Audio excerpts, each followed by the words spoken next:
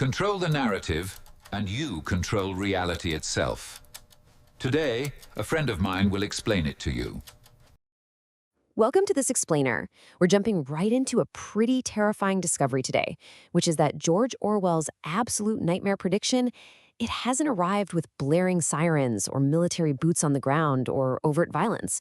Instead, it's just quietly, almost invisibly, sneaked into our daily lives. We generally assume that losing our freedom is something we'd instantly notice and fight back against. But what if the dystopia Orwell warned us about way back in his 1949 novel, 1984, is literally already functioning all around us? So let's just dive into this and ask ourselves a really uncomfortable question right off the bat. Did we somehow miss the arrival of the ultimate totalitarian regime just because we were happily distracted by the vibrant glow of our screens? To figure this out, we aren't going to treat this just as some classic work of fiction. We're digging into the hard data, academic discourse, and actual real-world parallels to see exactly how these mechanisms of control have evolved. Section 1. The quiet dystopia arrives. Dystopia by distraction. We usually think dystopias are loud, right? But looking at recent academic studies comparing Orwell's 1984 to Chloe Gong's contemporary cyberpunk novel Cold Wire, we can actually map out a massive shift. Orwell originally envisioned state coercion, a centralized, highly visible authority using a brutal thought police and constant surveillance to force compliance. But the modern evolution, that's corporate domination. As we see in works like Cold Wire, power is decentralized. It's exercised through algorithmic convenience, highly immersive virtual reality, and, craziest of all, voluntary surrender. We aren't being forced to submit. We're happily logging on. Moving on to Section 2. Newspeak and linguistic shrinkage, the erasure of thought. Researchers using critical discourse analysis have mapped out exactly how the ruling party weaponizes language for mind control. Scholars point to three main tactics here. First up is simplification. This is where complex arguments get replaced with just blunt, catchy slogans, basically swapping out reason for blind memorization. Second is euphemism, which is renaming horrific realities to soften or hide brutal facts. And third is this really fascinating linguistic process called morphological linearization, which creates newspeak. By heavily restricting grammar and vocabulary, the regime is literally shrinking the biological capacity for human thought. These three linguistic tools basically act like a giant eraser for your critical thinking skills. Think about euphemism in the novel for a second. The state operates a ministry of love that is actually in charge of torture, and they literally rebrand forced labor camps as joy camps. By smoothing out the language, the atrocity just disappears. Then, with morphologicalization, they systematically delete nuance. So instead of having words like bad, terrible, or horrific, you're just left with ungood. If you literally don't have the words to describe an injustice, formulating any kind of meaningful dissent becomes linguistically impossible. There's this absolutely chilling quote from the character Syme that captures this nightmare perfectly. He's a lexicologist helping write the Newspeak dictionary, and he basically reveals that the endgame of Newspeak isn't just to change language. The goal is to completely automate human consciousness. The party's actively trying to reach a point where citizens literally lack the mental vocabulary to even commit a thought crime. Section 3. Doublethink. Embracing the contradiction. A mind divided.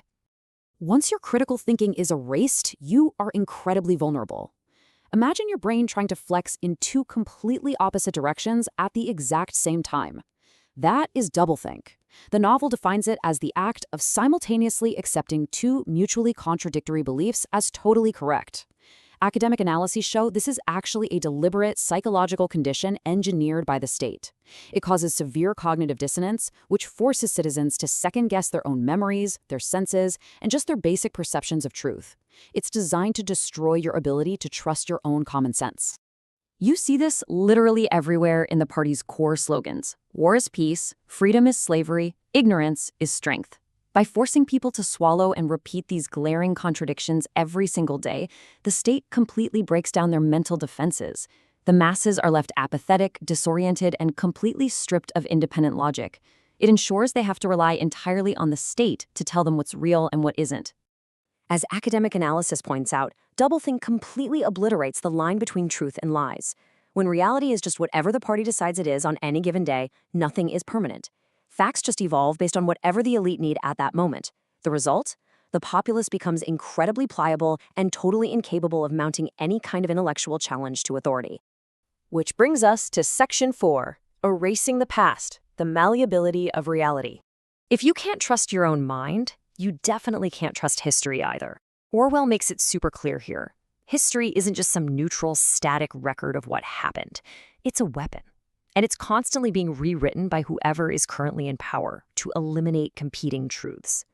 In the book, the main character, Winston Smith, actually works at the Ministry of Truth, and his entire job is to literally rewrite historical records so the party always looks completely faultless. It's wild to look at how the erasure of truth has accelerated over time. Orwell was drawing directly from real life here. In 1937, he personally witnessed facts being rewritten during the Spanish Civil War. Later, in the Soviet Union, officials famously airbrushed figures like Lavrenti Beria right out of historical photos and literally mailed replacement encyclopedia pages to citizens to cover things up.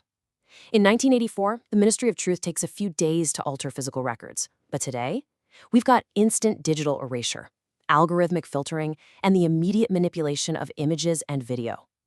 The speed of historical revisionism has increased exponentially. Section 5. Corporate Big Brother. The Tech Panopticon. Here's the really terrifying realization about how this looks today. We didn't get those brutal, mandatory telescreens bolted to the walls of our apartments. Instead, we got vibrant, deeply addictive smartphones that we literally wait in line to pay thousands of dollars for just to carry around in our pockets. Researchers frequently compare modern digital governance to Big Brother. We see it in debates around China's social credit system, where behavior points are deducted for specific choices, or the UK's proposed digital identity cards, raising massive surveillance fears. Even in Thailand, 1984 was used as a literal symbol to protest government control. The mechanisms haven't disappeared. They've just been upgraded.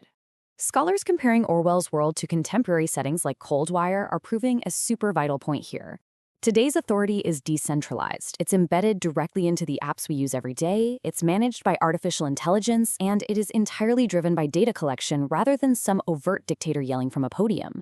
Modern surveillance isn't really about the threat of physical torture in Room 101 anymore. It's about algorithmic influence and regulating human behavior through pure technological convenience. And that brings us to the final part, Section 6, the voluntary surrender, loving our chains. This is the ultimate quiet victory of totalitarianism happening right under our noses. Because the reality is, we aren't being dragged kicking and screaming into compliance. We're basically handing over the keys. We voluntarily surrender our autonomy, trading our privacy and our critical thought for the sheer addictive convenience of our digital environments. We immerse ourselves in entertainment, just like the citizens in Cold Wire escaping into VR. We casually accept fragmented realities and alternative facts, which are massive symptoms of modern doublethink. And we regularly self-censor our true thoughts, not because we're afraid of the thought police, but for algorithms, social credit, and virtual validation. Decades ago, Orwell warned about this exact, terrifying alternative to physical force. He noted that a ruling power could completely secure its dominance simply by suggesting people into loving their servitude. When control gets perfectly packaged as entertainment and convenience and connection, it becomes almost impossible to resist. The iron cage gets replaced by a velvet cage. But make no mistake, it is still a cage. So, as you sit there right now, looking at the vibrant, beautiful glow of your device, I want to leave you with this one provocative thought. When we look at the seamless integration of technology, language manipulation, and behavioral tracking going on today, are you just consuming this explainer? Or is the algorithm actually consuming you? Thanks so much for joining me on this deep dive. Stay curious, stay critical, and I'll catch you in the next one.